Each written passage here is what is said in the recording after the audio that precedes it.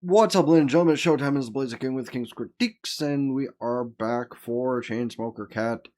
Last episode focused mostly on Aruko and Sayori as far as their things go on, but we also had a couple of, lessons to be thought of and such. That's what the show is, comedy and lessons learned, and I guess in Sayori's case it was a lesson of not only do your work harder, but also well, time things better, I guess. Which I also should technically take a lesson from that kind of thing. But we're here to see what this episode is, and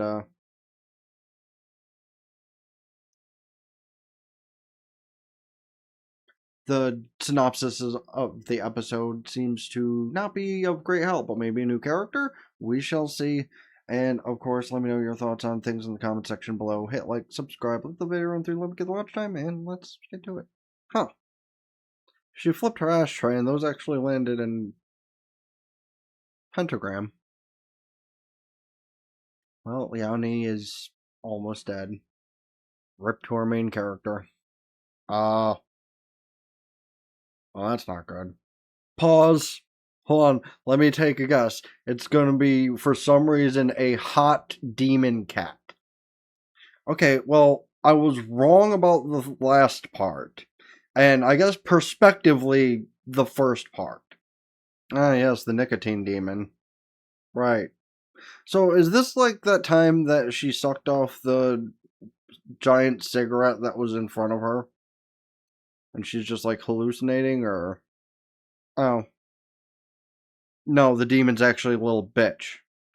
Damn, now he's getting pissed about that.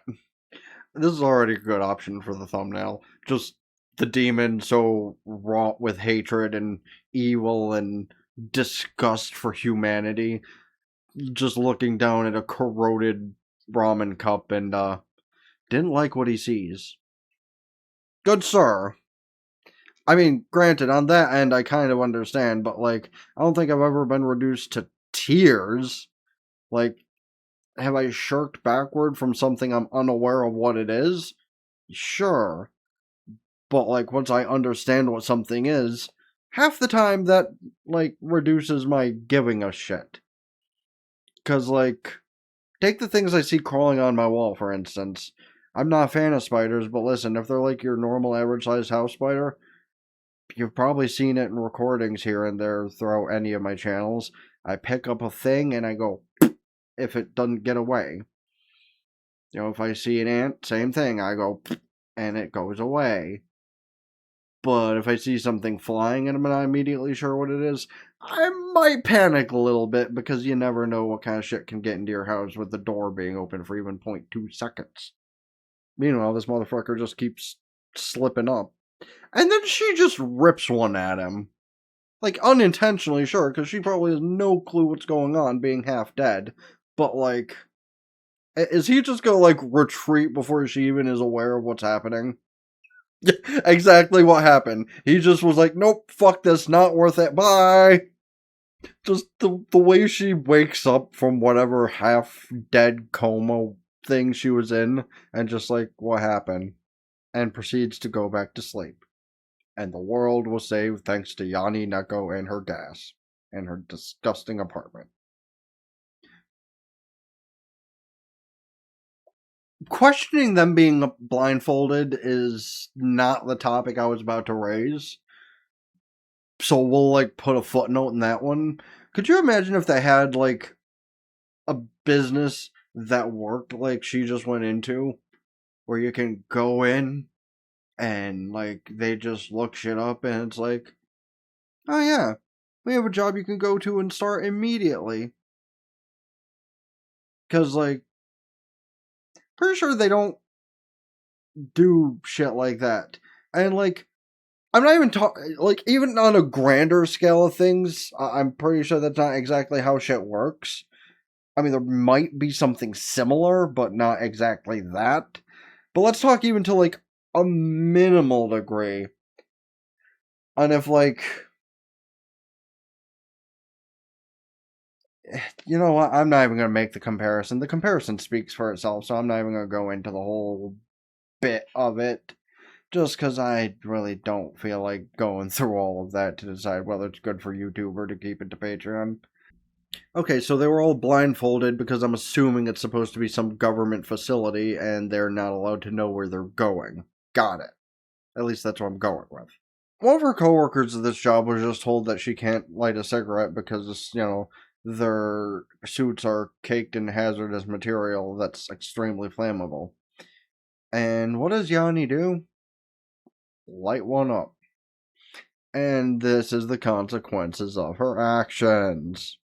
So, did Yaku just let her hair return to normal before going to see her parents? Make them think that she's reformed? Meanwhile, this bitch has apparently been sleeping in the complex since she lost her tent. Yani probably gave her the idea. Why does she have a dragonfly on a leash? Like, it's interesting that just kind of chilling with her, but like, for what reason? Why does she always walk into this bitch's apartment when unwarranted? Like, she's either dyeing her hair or doing the draw. Oh, apparently she did not have a good time with her parents. Or is reeling from her grandfather's memorial service. Bitch was being sentimental and Yani just nuts her to get the dragonfly back. That was rude. And was she about to inquire why humans die? Because I think that's what she was about to inquire. So I imagine that Sayori's question of was her grandfather a human? The answer to that is clearly yes, and what I said before about reeling from her grandfather's memorial service, also a yes. It's always funny to me to see actual animals alongside beast folk in shows like this. Because you'd think like one would replace the other or, they'd be like both. But nah, they just living in harmony. Meanwhile, her mother just at first seemed like she was, the accepting type who's just so done with her child's bullshit. But apparently that's not the only problem she's tired of. The smoking thing? Apparently she's not a fan. Okay, so that an older sister, or does she just call her mother by her first name? I eventually felt disrespect enough for my father to do that, but like, that dog is not about to. That is so fucked up. Damn, you asked for one, you took two. What a greedy bitch. Okay, but like, really? I used to know people who got irritated as shit when other people did that, and understandable. Same thing as you, like, let somebody get a drink or a snack and they ask for one, they take two, and it's like, brother, at least ask for the second one. The hell? Okay, so, not sure of the relation, but, she's as bad as Yani. I was thinking she was, like, not appreciative of her smoking in her presence, but apparently I was wrong. So, yes, an older sister, and apparently their mother's on the way home, or maybe her wife, I don't know. But she said she's going to be home, and she's, like, rushing to get herself smelling better after just taking a hit of 2 different cigarettes. And yes, it is their mother. So, yes, she did just call her mother by her first name before. Whack. Damn. Imagine being able to smoke in, like, restaurants and movie theaters still. Because they're going to see a movie, and she put Yani far away from them. So that would logically mean that she can smoke in the theater. And listen, I don't fully promote smoking in public places because I do understand it's rude, it's disrespectful. But let me extend on to that thought of some dipshit made vaping, allowed in places to try and get that as an excusable reason to smoke in public. So if we're gonna do that kind of dumbass shit, why not just make it legal to smoke in public? Other than places where there's flammable stuff, obviously. Yeah, no. Their mother is as bad as Yani. That, I guess you get impressions based off from the people that raise you, which sometimes is good, sometimes not so much. And it really makes me wonder what the hell happened to some of my family. Like, some of them follow some traits similar to their parents, but then drove so far fucking off the path in the wrong direction otherwise. Like, my one cousin, just. Her mother's a smoking addict, but she went into an entirely different path on that whole aspect of things. She's just came back down to, I can't say being normal, but her addiction is at least not deadly. Probably. Yeah, you're going to the bathroom. Now, you're going over there to sit with Yani and be like, hey, can I bum one? I got you, Mom. Let me help. Like I said earlier, I shouldn't technically laugh at it, but, like, that's pretty bad, honestly. Like, the repeated lesson is yes, we laugh at it because it's fictional, but do not follow in their shoes. Like, shows like this basically follow the jackass rule. Don't do what we do. That's a proud mom face. Yeah, my youngest is yelling at my eldest because my eldest let me smoke in the theater. But they're so close and I'm so proud. Yeah, you think she should? She's not going to, but you think? Bitch almost wandered off into the street and got hit. And the little sister. Well, at least she's the responsible. Like, her only addiction is supporting her sister's habit and then trying to rip it away from her. But hey, we don't kink shame here. Actually, I'm gonna extend on that just real quick. We actually do kink shame here to, certain extents. Because, I mean, they're the obvious things. And then those are the times I pause on feet shots and call you guys fucking weirdos. She thinks she thinks Aruko's a child. That's adorable. Yeah, nah, she's older than you and is an alcoholic. She's crying because she wants to stop that second thing, at least for a while. And again, it's that whole addiction to wanting to help people and having people rely on her. That's the little sister's issue.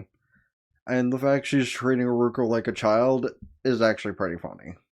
Yeah, I wonder why. Probably because that's where she lives. Meanwhile, she's like, when I was in grade school, it's like, okay, but what about college? Wow, talking about having a confession happen in grade school? Oh, that's adorable. And the bully confessed to me. And then I told him, no, he was an asshole. And to be fair, that is kind of elementary school logic, but also that would be funny. Meanwhile, Aruko bring it to the same place that I honestly was kind of thinking she might. Yeah, strange little girl that is tripoding beers. Yeah, all that shaking is apparently her. Were you trying to quit drinking so you could deal with school stuff? I'm sorry you had to see that, Patreon. As for YouTube, the apartment manager got himself stuck in quite the position during Aruko's little mini earthquake situation that she was causing. And I'm just saying, these are the kind of reasons why you never want to Excalibur yourself, so to say. And of course, the first one to see him is Saori. Now, granted, all things considering what he has attached to him, it could have been worse, but it's also not good. She was trying to make up some excuse for him, and he's just like, kill me. Just, nope, I don't want to live anymore. This is the greatest shame and humiliation I can ever face. Just end it. Okay, no, but the fact she actually just pegged what happened 100% just as much as he would. Um, like, she actually got everything correct about what happened, and he's actually in tears that she's understanding the situation and not panicking or freaking out. Now, granted, she could totally kink shame him if she wanted to, but also, this would make good content for another doujin. So, like, win win? Meanwhile, Yani just innocently walks towards the stairs that Sayori and the apartment manager in his compromising position are going up, and she about to slap the shit out of Yani. Oh, yeah, she just chopped her and tried to knock her out. Did she succeed? Down she goes. Gave her 3 packs of cigarettes as an apology. Yeah, that's a totally weird dream. Like, don't worry about whatever it was supposed to imply. Not at all. Just don't pretend it never happened. You got cigarettes, right? Cool, awesome. So she doesn't know how to write an exile story. Cause like I can only speak for the one example, obviously, but yeah, the main character was the one who got exiled in that case. So like feel like she could have done that bit better rather than Dragon Major, the Major Dragon Man, Major Dragon Man. Meanwhile, the apartment manager can't always try and hide his honesty because that thing, like the scene with the old man and the other dude, just, and honestly, can't blame him.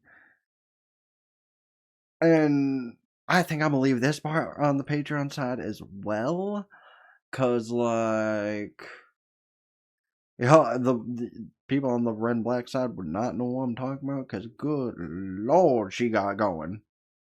Did she brush too much of Yanni's hair and now she's bald? Yeah, you probably should have stopped her a little bit sooner. I mean, granted, if you were going for the 1990s lesbian look, you got it. Well, okay, maybe I shouldn't have specified 1990s because there's still a handful of lesbians out there that do this. No, it's more so another group of people, regardless of sexual orientation. But I digress. And with that, we are caught up to Yani Neko. But, like, that bit at the end was something else, because I'm not going to put it on the YouTube side, but the apartment manager offered Pan Pan a place to stay, and she accepted. And then a gust of wind hit, and showed Pan Pans, and Lord, like